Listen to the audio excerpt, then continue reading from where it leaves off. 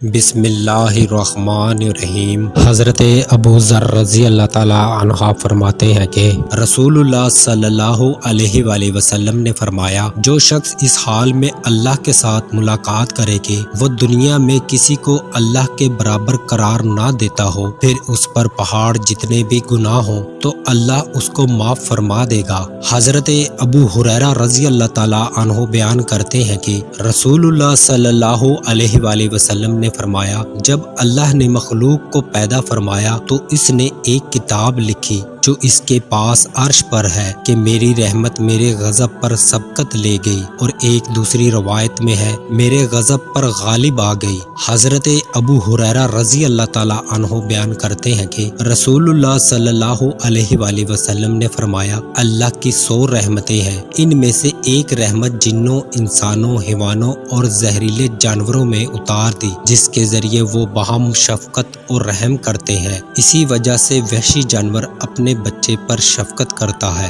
جبکہ اللہ نے 99 رحمتیں اپنے پاس رکھی ہیں جن کے ذریعے وہ روز قیامت اپنے بندوں پر رحم فرمائے گا۔ حضرت صحیح مسلم میں سلیمان سے مروی روایت اسی طرح ہے، اور اس کے آخر میں ہے فرمایا، پس جب روز قیامت ہوگا تو وہ اس رحمت سے ان 99 رحمتوں کو مکمل فرمائے گا۔